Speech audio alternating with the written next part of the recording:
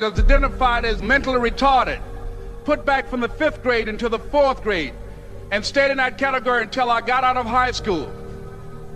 I don't have any college training, but I met a high school teacher who one day changed my life. I was waiting on another student, and when he came in, he said to me, "Young man, go to the board and write what I'm about to tell you."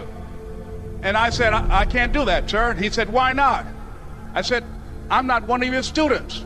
He said, "It doesn't matter. Follow my directions now." I said, "I can't do that, sir." He said, "Why not?" I said, "Because I'm educable mentally retarded." And he came from behind his desk and he looked at me. He said, "Don't ever say that again. Someone's opinion of you does not have to become your reality." And as he talked, my heart began to beat fast. Tears began to run down my eyes, and I was in the back just listening to him, because the speech he was giving, that speech was for me. And he said, "Les Brown," he said, "if you want to do anything worthwhile in life, you've got to be hungry." I told Mr. Washington I wanted to become a disc jockey. And so I started working to develop myself. He said, "I want you to practice every day being a disc jockey." I said, "But I don't have any job now." He said, "It doesn't matter." He said that it's better to be prepared for an opportunity and not have one than to have an opportunity and not be prepared. And as I was working to develop myself, I applied for a job as a disc jockey, WMBM on Miami Beach. I went to a guy named Milton Butterball. I said, "How you doing, Mr. Butterball? I'd like to get a job as a disc jockey." He looked at me, he said, "You have any broadcast background?" I said, "No, sir, I don't." "You have any journalism background?" I said, "No, sir, I don't." He said, "We don't have any jobs available." I said, "Yes, sir."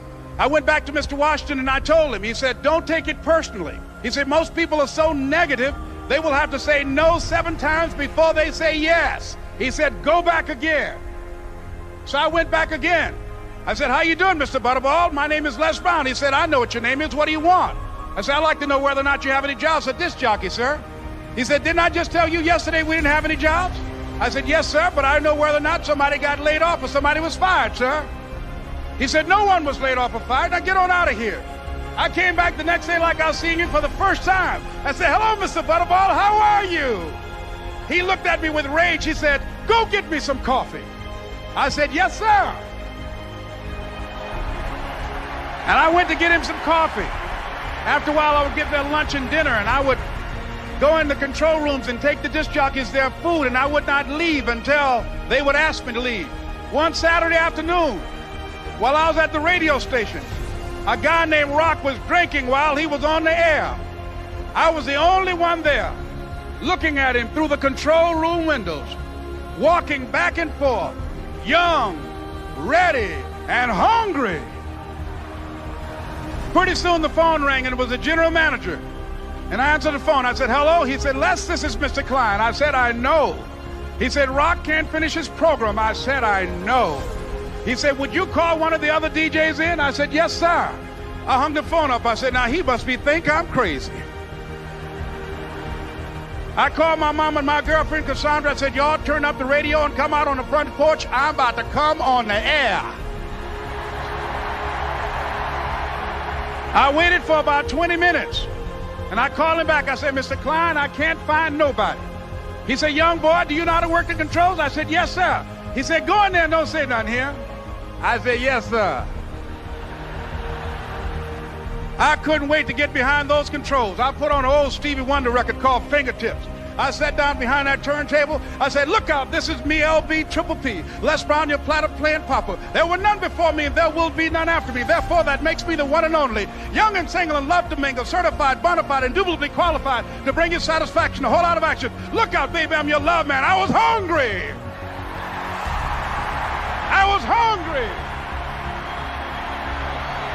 You got to be hungry. Begin to know that you have greatness within you.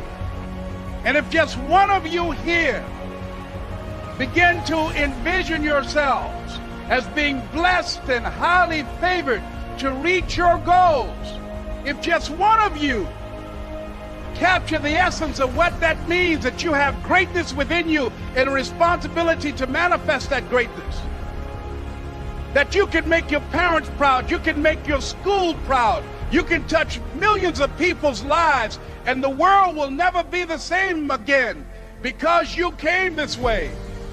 It was hard, ladies and gentlemen, coming to speak to people. And I was facing financial difficulties in my own life. I was behind on my bills and my dreams, and I'm saying to them, you can live your dream. It was hard, ladies and gentlemen. It was very difficult to pick myself up each day believing that I could do it. There were times that I doubted myself. I used to ask myself, can I do this? And something said within me, you're the one. Don't give up on your dream.